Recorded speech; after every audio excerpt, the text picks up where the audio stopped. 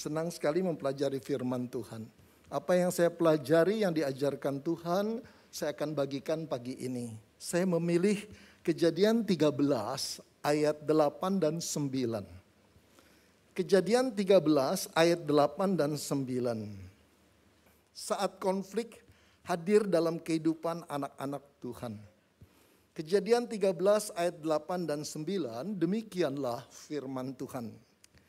Maka berkatalah Abraham kepada Lot, janganlah kiranya ada perkelahian antara aku dan engkau, dan antara para gembalaku dan para gembalamu. Sebab kita ini kerabat. Bukankah seluruh negeri ini terbuka untuk engkau? Baiklah pisahkan dirimu daripadaku. Jika engkau ke kiri, maka aku ke kanan. Jika engkau ke kanan, maka aku ke kiri. Saudara, apa yang ada di kepala saudara dan yang saudara rasakan ketika saudara mendengar perkataan konflik? Coba pikir baik-baik, lalu mulai merasa ketika dengar kata ini, gimana perasaan saudara?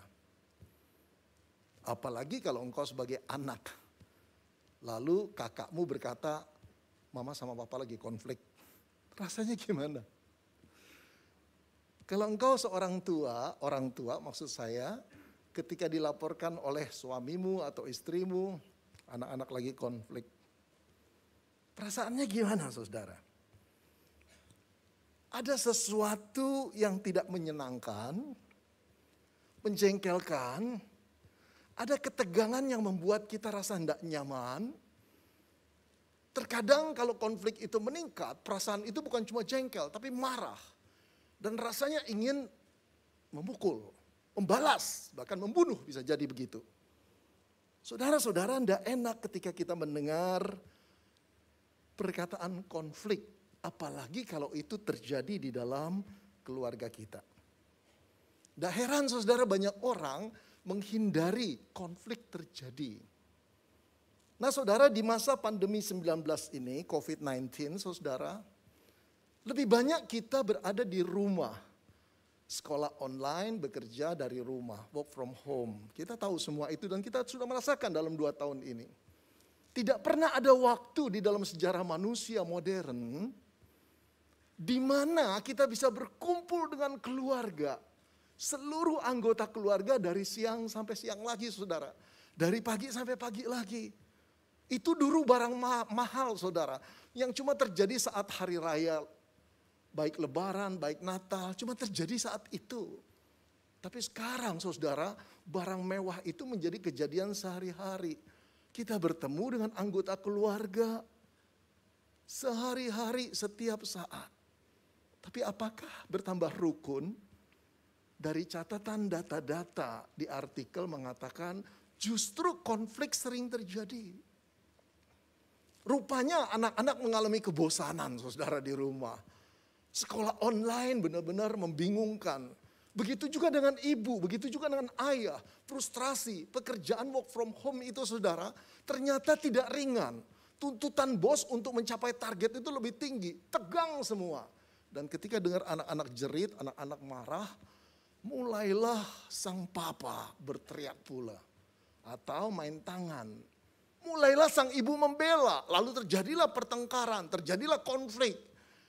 Oh saudara, tidak mudah bukan? Engkau merasakan, aku merasakan ketegangan-ketegangan yang terjadi ketika pandemi itu muncul. Bukan cuma soal keuangan yang morat-marit, income yang bertambah rendah saudara. Tapi juga hubungan antara sesama itu tidak mudah untuk dikelola. Saudara, itulah sebabnya banyak orang menghindari konflik. Udahlah. Kalaupun terjadi, udahlah, seolah-olah nggak terjadi. Biar nggak bising terus, biar nggak tegang terus. Nah saudara, sikap untuk menghindari konflik itu, kalau saudara baca buku psikologi ringan tentang konflik, saya menarik sekali bagi saya karena diumpamakan dengan sikap binatang. Sikap seperti itu saudara, dikatakan seperti sikap kura-kura. Kenapa kura-kura? Saudara, kura-kura itu kalau ada masalah dengan yang lain, kura-kura lain atau ada bahaya, terjadi konflik bukan? Terjadi perbedaan kepentingan bukan? Terjadi bahaya bukan? Apa yang diperbuat? Dia masukkan kepalanya ke dalam batoknya, tempurungnya. Menghindar. Nah, dalam bahasa Inggris dikatakan non-assertion. Assertion itu keterbukaan, saudara. Assertion itu menyatakan, kalau non jelas menyembunyikan. Ada konflik, saudara misalnya dengan kakak, dengan adik, dengan mama, dengan papa atau suami istri. Ada konflik, ada masalah. Tapi tidak mau dibicarakan. Tidak mau diungkapkan. Dianggap sepi dan merasa sudahlah lebih baik begini. Saudara-saudara, memang ada baiknya. Dalam jangka pendek yang sedang sumbu memanas, berdiam itu bagus. Tidak menyatakan konflik itu secara terbuka bagus. Tapi kalau itu tidak pernah diselesaikan, apa akibatnya saudara? Akibatnya adalah masing-masing memendam persoalan dan tahu itu tidak selesai. Kalau itu jatuhnya saudara, korbannya adalah sang istri misalnya. Dan dia marah karena diperlakukan tidak adil. Luka itu tetap ada. Dan ini akan mempengaruhi kualitas hubungan antara suami istri, antara pacar, cewek dan cowok, antara rekan kerja, antara rekan pelayanan. Karena tidak pernah mau dibuka. Kalau dibuka tambah ribut Pak, mungkin. Tetapi bisa juga dibuka dengan baik-baik bukan? Cari suasana yang waktu baik, kemudian ngomongnya baik-baik. Saya senang loh sama kamu. Betul deh, saya nggak pernah bisa percaya sama orang dan nyaman sama orang selain sama kamu. Tapi saya ada satu nih yang membuat saya jadi bingung. Apa sih? Ini kalau suasana sudah baik kan beda, betul? Beda cara mengungkapkannya. Saudara enggak salah menghindari konflik. Tapi kalau itu dipendam dan tidak pernah dibuka, lama-lama relasi saudara dan saya terhadap rekan-rekan, terhadap orang yang kita kasihi akan memburuk. Yang kedua saudara, ada orang yang memecahkan konflik, kata buku psikologi yang ringan itu, dengan sikap seperti ikan hiu. Direct aggression. Waduh, itu agresi langsung, nyerang langsung saudara. Orang seperti ini nggak kenal berunding saudara. Kalau lagi konflik, lawan bicaranya marah, dia lebih keras. Dia lebih marah. Segala cara dipakai untuk mengintimidasi lawannya. Entah itu dengan suara keras, dengan ancaman, dengan kejengkelan, dengan cerita-cerita yang menakutkan. Bahkan tidak jarang saudara, bukan dengan mulut, tapi dengan tangan. Prinsipnya adalah semakin dia keras, semakin dia akan menang. Jangan mau kalah. Saya tidak tahu dia belajar dari mana, mungkin dari pengalaman hidup waktu kecil, manusia harus keras. Ketika dia pacaran kerjanya seperti ini. Belum menikah, sudah mulai memelintir tangan kekasihnya, menendang, menjenggut, menampar. Aduh gadis, kalau engkau ketemu orang kayak gitu, sudah cepat-cepat putusin. Ya, itu akan jauh lebih dahsyat ketika engkau sudah menikah. Percayalah, nggak akan berubah jadi baik, berubah jadi buruk, iya. Tapi ada orang yang telah dewasa, telah berumah tangga, telah punya anak. Pemecahan masalah kalau konflik seperti ikan hiu. Mau menang terus. Saudara, engkau memang bisa jadi pemenang di setiap konflik dengan pasanganmu, dengan rekan kerjamu. Tapi coba pikirkan perasaan orang lain.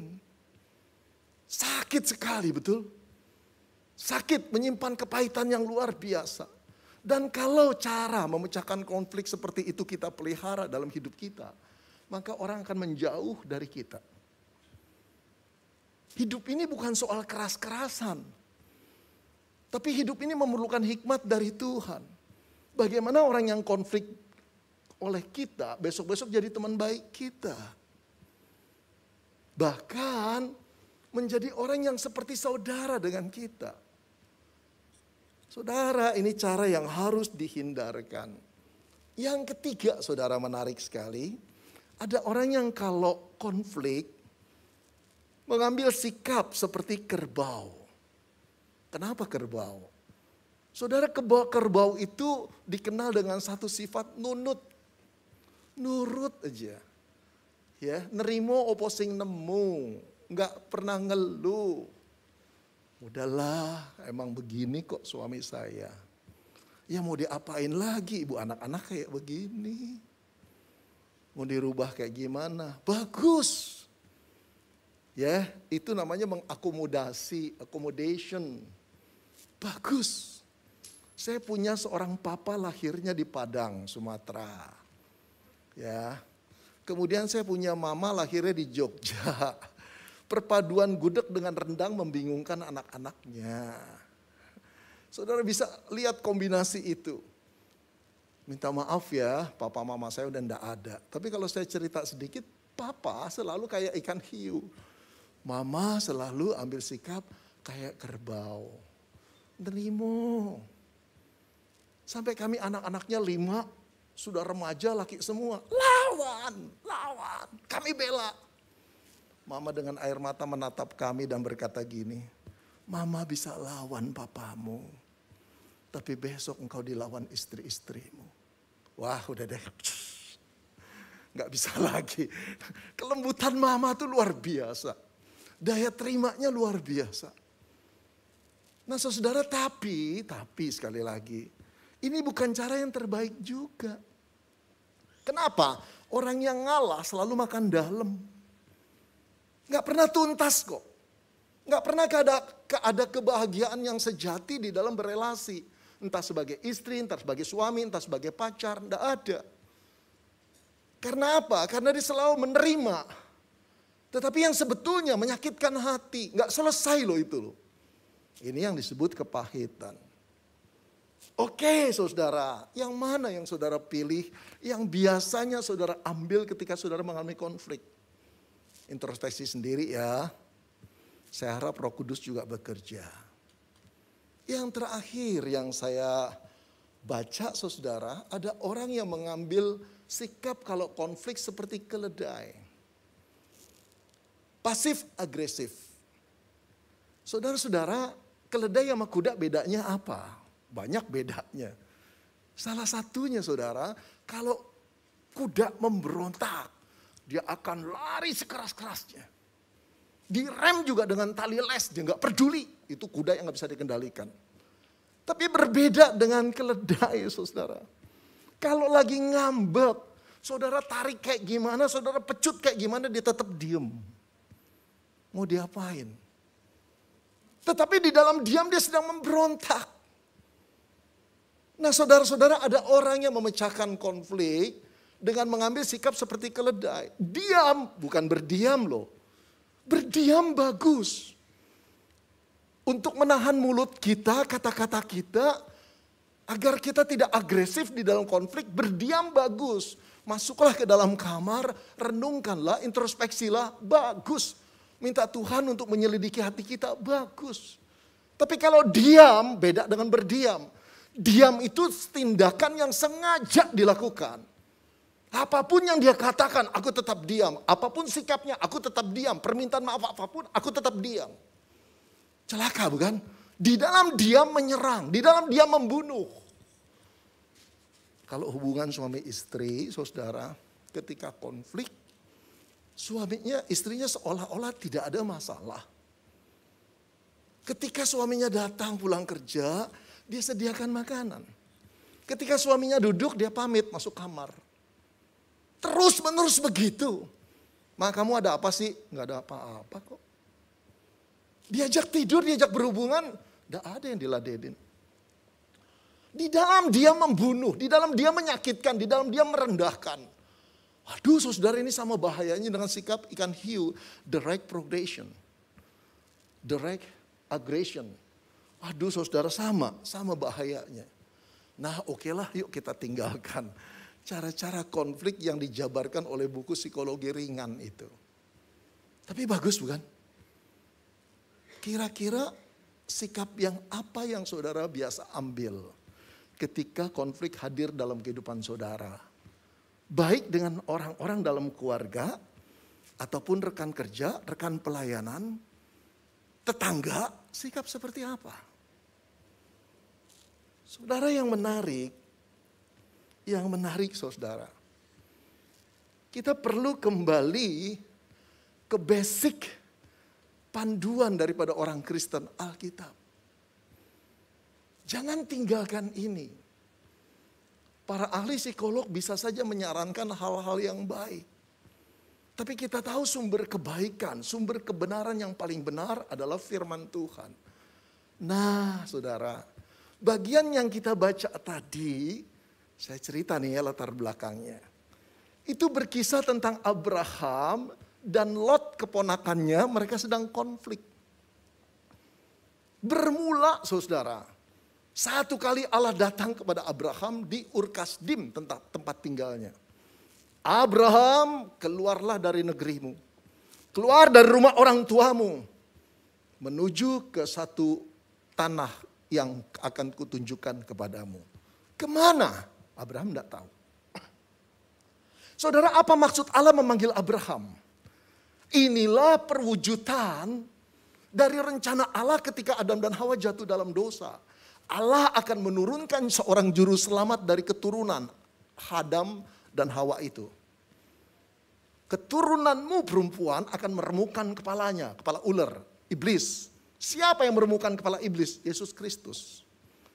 Nah kemudian berjalan ratusan tahun, ribuan tahun, dipanggillah Abraham untuk menjadi bapak nenek moyang Yesus. Tentu saja dia harus dipisahkan keluar dari negerinya yang kafir itu saudara. Abraham taat. Kalau saya singkat ya, Abraham kemudian punya anak Ishak, Ishak punya anak Yakub, Yakub punya anak 12. Itulah suku Israel. Dari suku Israel inilah akan hadir seorang juru selamat. Nah saudara, dari suku Israel lahirlah Daud. Dari keturunan Daud, cicit-cicit-cicit-cicitnya lahirlah Yesus Kristus. Karena itu lagu Natal disebut Yesus anak Daud. Artinya keturunan Daud. Nah ini rencana besar Allah saudara untuk menurunkan seorang juru selamat. Oke, Abraham mentaati panggilan Tuhan dan rencana Tuhan. Walaupun dia tidak tahu akan diajak kemana. Saudara-saudara, sampailah mereka di tanah Kanaan. Alkitab berkata, maka tinggallah mereka. Siapa yang tinggal? Abraham dengan Sarah. Kemudian Lot keponakannya. Saudara, Abraham di Ur Kasdim itu pembisnis yang cukup mapan saudara. Cukup kaya. Jadi ketika dipanggil Allah keluar dari Ur Kasdim, dia bawa saudara lembu, ternak, domba. Kemudian dia bawa hamba-hambanya, harta bendanya. Nah saudara, sampai di Kanaan, Alkitab berkata tanah itu tidak cukup luas untuk menampung Abraham dan Lot tinggal bersama-sama. Karena lembu dan domba mereka teramat banyak. Rumput, padang rumputnya tinggal segitu-gitu juga. Sungainya segitu-gitu juga. Lembu, ternak mereka, saudara, domba mereka beranak cucu. Mulai terjadi ketegangan bukan? Yang pertama-tama adalah petugas di lapangan. Para gembala Abraham dan para gembala Lot. Kalau saya memakai imajinasi saya saudara. Di dalam membaca Alkitab. Saya kira wajar kalau satu kali Abraham terkejut. Melihat gembalanya pulang benjal-benjol, berdarah, luka. Hei, kenapa kalian? Kata Abraham kepada gembalanya. Pada nunduk semua. Kenapa? Kenapa pada nunduk? Kenapa tidak jawab aku? Ada apa sebetulnya? Semua diam dan ada satu gembala barangkali yang berani berkata, kami tidak enak cerita sama Tuhan. Ceritalah, kenapa? Siapa yang merampok kalian? Siapa yang memukul kalian? Aduh Tuhan, kami betul-betul gak enak. Kami bukan mengadu domba. Kami bukan memfitnah Tuhan. Coba jelaskan, jangan ngomong terus, kata Abraham. Ini Tuhan, Oh ini Tuhan, saya kira penyebabnya adalah keponakanmu Lot. Ada apa dengan keponakanmu? Aduh Tuhan, itu tanah-tanah yang biasa keluar air di sana, sungai yang jernih, kemudian juga padang rumput yang hijau dipatok. Tertulis milik Lot. Padahal itu bukan milik dia, bukan? Abraham mulai panas hatinya, bukan? Apa benar? Aduh Tuhan, kami nggak berani lapor yang hoax. Tuhan periksa saja Tuhan di Google, pasti ada deh. Aduh saudara, panaslah hati sang Tuhan yang namanya Abraham. Tapi mungkin juga terjadi pada gembala Lot, bukan? Ketika pulang, para gembalanya itu luka-luka. Lot berteriak, ada apa dengan ini? Lalu salah satu berkata, Tuhan, kami tidak mau ngadu ya. Tapi kalau kami tidak cerita, rasanya tua bangka itu perlu dikasih tahu. Mentang-mentang dia ommu. Maksudmu Om Abraham? Iya. Kenapa dengan dia? Wah sekarang betul-betul sulit sekali mencari daerah yang berumput hijau dan sungai yang tenang. Semua dipatok milik Abraham. Lot mulai marah. Oke, ketegangan terjadi, konflik terjadi. Sekarang mari kita lihat. Dua anak Tuhan ini bagaimana memecahkan masalah konflik. Saya percaya nggak sehari 2 hari mereka saling berdiam. Saya percaya saudara bisa sebulan 2 bulan bisa berkepanjangan. Yang mengagetkan saudara, di dalam ayat yang ke-7b dikatakan, saat itu orang Kanaan dan orang Feris tinggal di negeri itu. Apa sih maksud pengarang memberi keterangan itu? Maksudnya orang-orang kafir, orang-orang asing diam di negeri itu. Sedang mau menyaksikan bagaimana kedua anak Tuhan ini memecahkan masalahnya. Ini bisa menjadi batu sandungan bukan? Saudara-saudara di saat diam, kalau saya nerka hati Abraham nih ya. Dia pengennya Lot dong yang telepon duluan. Lot dong yang WA, betul gak? Dia tunggu-tunggu, gak muncul-muncul. Tapi ketika Abraham barangkali saat teduh, sembayang di hadapan Tuhan. Seolah-olah Tuhan berkata sama dia, kamu harus lebih dahulu memberikan teladan pada keponakanmu. Kalau memang terjadi demikian, Abraham bagaimana ngomong sama Tuhan? Tapi aku omnya, dia keponakanku Tuhan. Gak peduli. Tapi aku yang mendidik dia. Dia bisa sekolah, aku yang biayain. Dia bisa punya lembu, punya ternak, punya domba, aku yang memberikan. Maksud aku minta maaf sih? Aku gak salah loh Tuhan. Tuhan diam. Tapi engkau hambaku. Engkau sahabatku. Abraham terdiam. Ngerti saudara?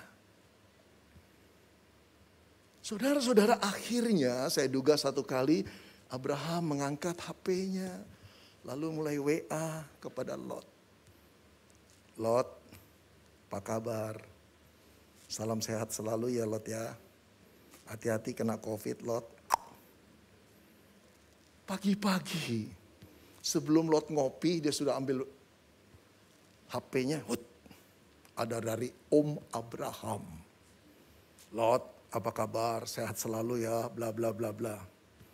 Lot diam, berpikir mau apa orang ini. Kemudian dia balas. Klung. Abraham terima. Apa ya tulisan Lot? Siapa ya? Siapa ya? Kayak enggak tahu, pura-pura itu omnya. Tercatat kok namanya. Lalu Abraham sabar dan berkata, Lot, ini Om Abraham. Lengkapnya Abraham Solihin. Lalu Abraham bilang begini, Lot, yuk kita makan pagi yuk. Makan dimsum aja. Karena Abraham mau berunding bukan?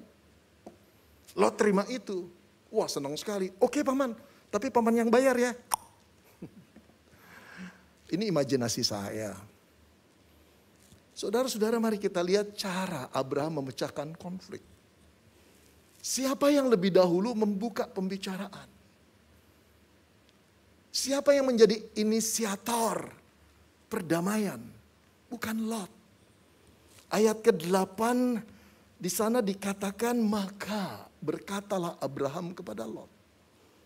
Mari kita bayangkan satu pagi diajaknya Lot naik ke bukit. Lalu setelah melihat pemandangan yang luar biasa, tanah yang terbentang luas di depan mereka, maka berkatalah Abraham kepada Lot. Saudara lihat siapa yang mulai duluan? Saudara-saudara, Abraham itu pamannya Lot. Abraham itu lebih tua dari Lot secara hierarki pendidikan, secara hierarki dari keluarga. Abraham itu yang memungut Lot dan membesarkan Lot. Abraham itu yang memberi modal, memberikan pengalaman untuk berternak, berbisnis kepada Lot. Bukankah seharusnya Lot yang datang lebih dahulu membuka percakapan, betul tidak? Saudara, seorang majelis berkata begini, Pak Pendeta, bukan saya tidak mau meminta maaf kalau saya salah pada anak muda itu. Tapi coba Pak Pendeta pikir, dia itu dulu waktu kecil murid sekolah minggu saya. Bagaimana mungkin saya datang lebih dahulu, dia dong harus datang. Saya guru sekolah minggunya. Oke, bagus. Di dalam ada timur budaya Asia, kebanyakan orang tua harus dimaklumi bukan? Dihormati bukan? Bagus kalau anak muda bisa hormati orang tua. Hai anak muda, hormati orang tuamu. Hormati juga orang yang sudah tua, seperti saya. Kalau saya waktu muda begitu jengkel dengar orang ngomong kayak saya. Tapi karena saya sudah tua, saya pengen dihormati. Tapi ketika kita konflik, apakah seorang anak Tuhan yang telah ditebus oleh darah Kristus harus menuntut yang muda datang pada yang tua? Engkau dan saya keliru. Kebenaran Kristen melampaui budaya. Saudara-saudara, apa yang dilakukan Abraham sungguh sangat mencengangkan. Tapi tahukah saudara, itu adalah tipologi atau bayang-bayang daripada apa yang akan dilakukan Kristus kemudian. Allah yang menjadi manusia. Saudara, Kristus itu Allah yang betul-betul dilukai ketika Adam dan Hawa melanggar perintahnya memakan buah yang ada dari pohon di tengah taman itu. Menyakitkan hati Allah. Ini bukan soal buah, saudara. Ini soal otoritas dan penghormatan. Tidak ada hormatnya Adam itu, saudara. Tidak ada hormatnya Hawa itu. Dilawannya Allah yang telah memberi peraturan. Untuk apa? Untuk menjadi sama seperti Allah. Keterlaluan bukan? Saudara-saudara, sejak itu Allah mengusir Adam dan Hawa keluar dari Taman Eden. Karena Allah yang kudus tidak mungkin berkumpul lagi dengan manusia yang berdosa. Ribuan tahun terjadi perseteruan. Ribuan tahun terjadi konflik yang mempunyai ketegangan yang tinggi. Saudara, Allah berhak untuk memusnahkan manusia dan menghukumnya. Membinasakannya. Ketika manusia dan Allah saling bersih tegang. Roma 3 mengatakan tidak ada seorang manusia pun yang mencari Allah. Tidak ada yang benar. Jalan mereka penuh dengan kejijikan bagi Tuhan. Tinggal Allah menghukumnya. Tapi saudara tahu, siapa yang membuka inisiatif untuk berdamai? Siapa yang menjadi inisiator pendamaian? Allah. Di malam Natal yang pertama, Yesus Kristus, anak Allah itu meninggalkan zona nyamannya. Dia turun menjadi manusia, tinggal di antara manusia, melawat manusia, berbicara kepada manusia yang berdosa yang telah mengkhianati dia.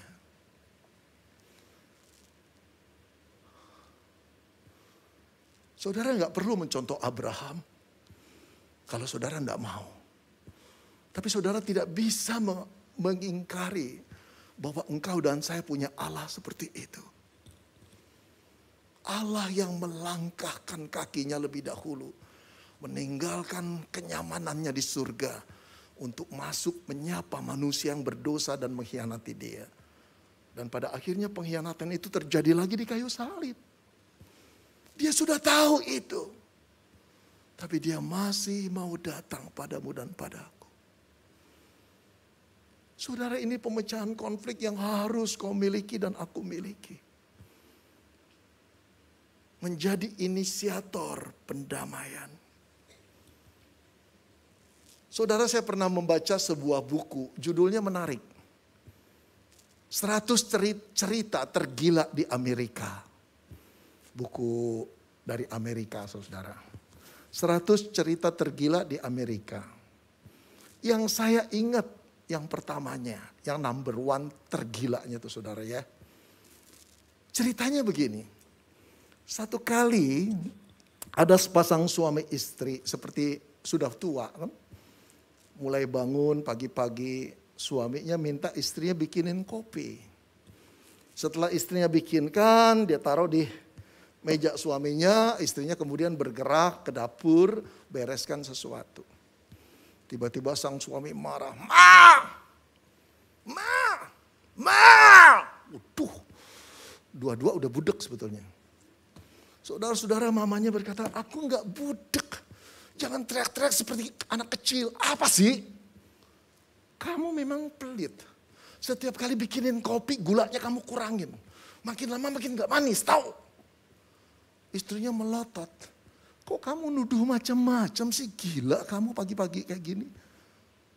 Aku tuh bukan peminum kopi. Aku gak tahu gulanya seberapa banyak. Kamu bikin sendiri.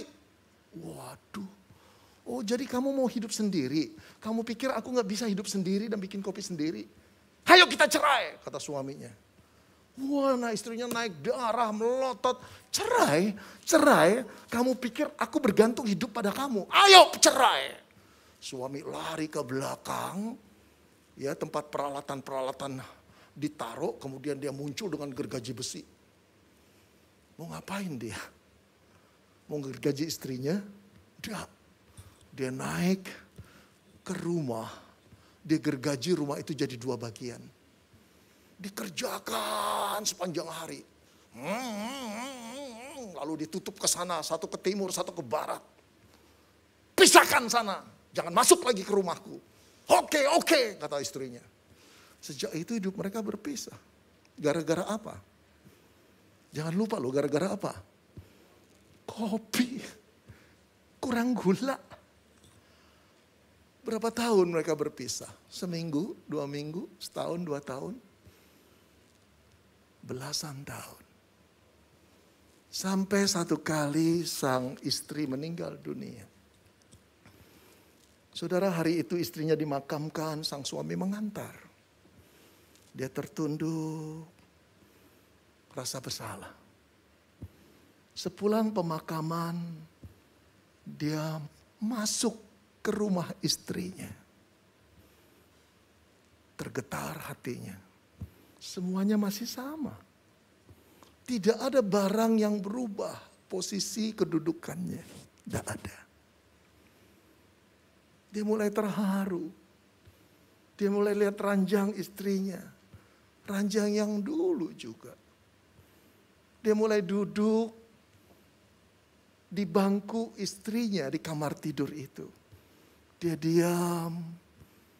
Kemudian dia buka lacinya. Ada buku diary, saudara. Buku harian. Ketika dia buka buku harian itu, menangislah dia. Apa yang tertulis? Satu ratapan, satu keluhan. Kejujuran istrinya yang berkata, Pak, aku kangen kamu. Pak, tahu gak sih kamu, aku sudah sering ada di depan pintumu dan mengetuk dan memohon maaf. Tapi aku gak bisa. Aku gak bisa merendahkan diri seperti itu. Aku harap kamu dulu yang ngetuk pintuku. Saudara tahu kenapa dia menangis? Karena itu kejujuran istrinya. Tapi lebih dari itu, tulisan yang sama dia tulis di diary-nya dia. Dua-dua saling mencintai, dua-dua kangen, dua-dua bodoh. Kenapa? Karena tidak ada yang mau menjadi inisiator. Kalau Kristus sudah mencontohkan kita seperti itu, penyelamatan Kristus punya rencana, jadilah seperti Dia. Kita tidak diminta untuk menjadi sama seperti pendeta, pembicara terkenal, enggak. tapi seperti Kristus. Seperti Kristus. Engkau tidak perlu jadi Abraham, tapi engkau harus day by day mirip dengan Kristus. Abraham punya banyak kelemahan, tapi tidak dengan Kristus. Dia yang kuasa. Seolah-olah tidak punya reputasi apa-apa ketika di malam Natal yang pertama jadi bayi yang ditolak di sana sini. Toh dia tidak marah. Tidak selalu kalau kita menjadi inisiator pendamaian orang menyambut kita baik. Enggak. Tapi kita tetaplah rendah hati seperti Kristus. Dan yang luar biasa cerita ini berlanjut. Setelah dia berkata kepada Lot, dia mulai membuka pembicaraan. Apa yang dibicarakan? Lot, bukankah kita ini kerabat? Bersaudara. Karena itu janganlah kita bertengkar, Lot. Baiklah pisahkan dirimu daripadaku. Oke, kalau engkau ke kiri, aku ke kanan. Kalau engkau ke kanan, aku ke kiri, Lot. Wow. Saudara perhatikan apa yang diperbuat Abraham. Dia menawarkan haknya lebih dahulu kepada Lot yang tidak memiliki hak. Saudara, itu tanah diberikan Tuhan kepada Abraham, bukan kepada Lot. Kanaan itu akan menjadi tanah perjanjian yang diberikan kepada Abraham, bukan kepada Lot. Sekarang sahabat Allah yang bernama Abraham itu dengan tulusnya berkata, pilihlah lebih dahulu Lot. Kalau engkau ke kiri, aku ke kanan.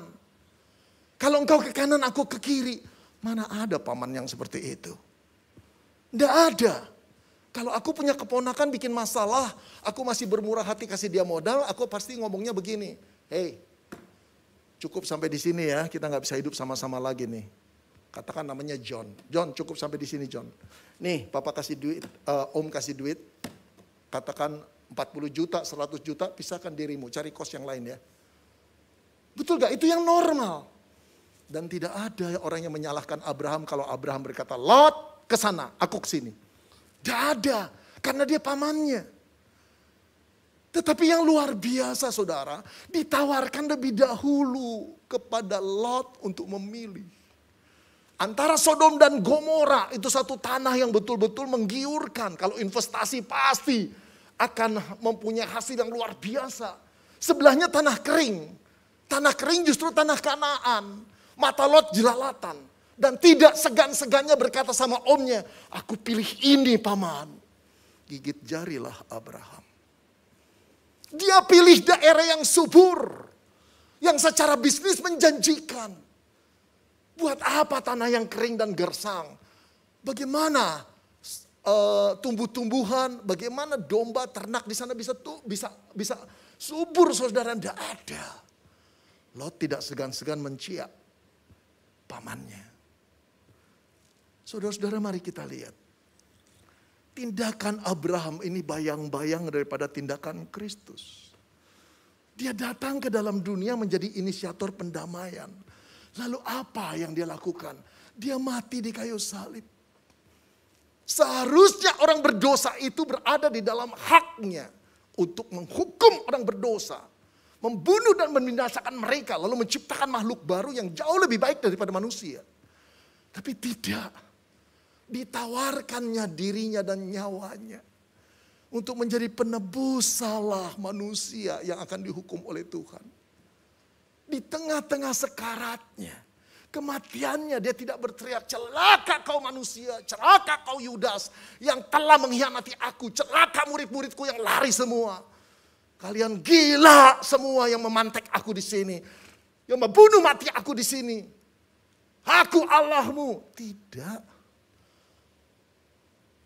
Di tengah-tengah darah yang berkecucuran, dia menatap bapaknya dan berkata, Bapa, ampunilah mereka. Wow. Itu pengampunan dosamu dan dosaku. Kita yang berseteru dengan Allah didamaikan. Dia yang mencari kita, dia yang berkorban untuk kita. Engkau tidak perlu jadi Abraham. Tapi engkau harus menjadi seperti Yesus. Beranikah engkau menawarkan hak lebih dahulu ketika kau konflik dengan seseorang? Beranikah? Hai para muda, para pemuda dan pemudi, beranikah engkau ketika pacarmu direbutin orang lain lalu engkau berkata, silakan kamu yang milih dah. Kamu pilih dulu. Atau engkau selalu pakai intimidasi untuk mengancam dia, bahkan menyebarkan gambar-gambar porno yang pernah engkau jepret, video-video porno yang pernah engkau rekam. Kalau engkau putus sama aku sebarkan semua. Itukah sikap seorang anak Tuhan? Saudara, di zaman semua orang berebut hak, bahkan yang bukan haknya saja diakui haknya. Anak-anak Tuhan dipanggil untuk mengorbankan haknya, menawarkan haknya lebih dahulu. Saudara, pernah beberapa puluh tahun yang lampau, saya pelayanan lalu saya membawa mahasiswa saya naik ke mobil. Kalian vokal grup ya, pelayanan ke Surabaya dari Malang. Ada 9 orang di kijang saya. Baik Pak Beni, kami latihan. Wah, setelah pelayanan saudara, sebelum pelayanan, bensin mobil saya habis di Pandaan. Saya masih ingat. Saya masih ngobrol dengan mahasiswa, kita masuk antri bensin. Tiba-tiba angkot motong tegak lurus. Shit! Wait, mau ngapain ini? Jaraknya aja udah gak masuk. Tapi begitu mobil yang depan lewat, saya terlambat untuk masuk. Dia masuk. Bet. Wow, naiklah darah sang pendeta. Kemudian mulai melotot. Dia masuk, saya masuk. Dia masuk, udah hampir kejepit nih. Turunlah supir angkotnya. Naik di kap saya terus begini, mau apa lo? Gemetarlah hati sang pendeta. Penuh kemarahan. Dia tidak pernah tahu saya ini anak polisi. Saya belajar karate 8 tahun pada waktu saya muda. Saya gak pernah berkelahi tapi nonjok orang tahu caranya, nendang orang tahu caranya. Wah, punya kemarahan tiba-tiba. Tetapi sebagai makhluk yang rasional, saya mulai berpikir, apakah ini sikap seorang hamba Tuhan, anak Tuhan? Saya diam, saya tunduk dan saya berkata, Tuhan kuasai hatiku. Saudara-saudara, setelah dia ngisi bensin, saya isi bensin, kemudian jalan lagi, saya nyetir, mahasiswa masih cerita-cerita, saya malu sama Tuhan. Malu kenapa? Sudah puluhan tahun saya jadi orang Kristen. Sudah 10 tahun saya jadi pendeta saat itu. Tapi tetap saja tingkah laku saya dalam memecahkan konflik primitif. Tidak belajar dari Yesus. Itu membuat saya malu, saudara. Dan saya berkata, Tuhan didik aku, ajar aku. Sedih saudara ketika kita mendapati diri kita kok gak bisa meneladani Yesus. Saudara-saudara, apa yang kau tahan dalam dirimu ketika engkau memecahkan konflik? Gengsimu, nama baikmu, martabatmu, hierarkimu. Saudara, belajarlah dari Yesus. Dia memulai menjadi inisiator pendamaian. Dia menawarkan haknya lebih dahulu kepada manusia. Semua itu didukung oleh satu yang mendasar, kasih. Tanpa itu sia-sia. Karena kita mengasihi orang-orang yang konflik dengan kita. Yuk, jangan malu, jangan segan. Buat inisiatif untuk berbicara lebih dahulu. Yuk, tawarkan lebih dahulu. Kamu inginnya apa? Saudara, setelah Abraham menawarkan dan Lot mengambil yang terbaik.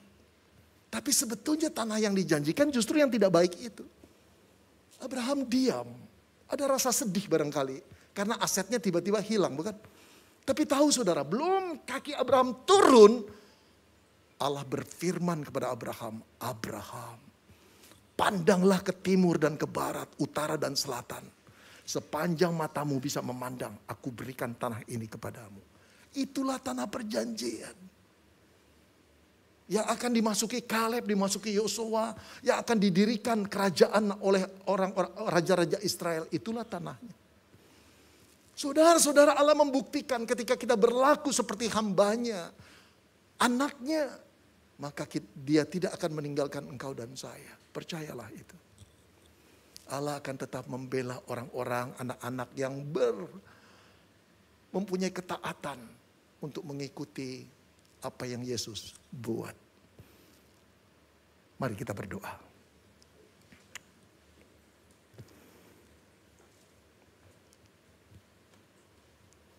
Tuhan, kami akui terkadang ketika kami konflik dengan orang-orang yang ada di sekitar kami, baik keluarga kami maupun rekan-rekan kami. Seringkali yang kami ungkapkan adalah kemarahan, kejengkelan.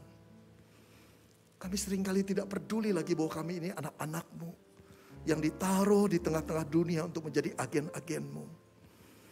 Ya Tuhan, tolong kami agar kami meniru Yesus Kristus Allah kami. Agar kami dibuat semakin serupa dengan Engkau Tuhan Yesus Kristus. Kami mengaku kami lemah, kami mengaku kami dekil, kami lamban belajar. Tapi kami membuka hati kami agar Roh Kudus-Mu bekerja. Sehingga kami boleh menjadi pelajar-pelajar Kristen. Murid-Mu. Tuhan, betapa bodohnya kami. Tapi biarkan kami menjadi murid-murid yang berhikmat untuk mengikuti Engkau. Terima kasih Tuhan, kami percaya Roh Kudus-Mu memampukan kami untuk menjadi pemecah konflik seturut dengan kehendak-Mu. Terpujilah nama-Mu Bapa, dalam nama Tuhan Yesus kami mengucap syukur dan berdoa. Amin.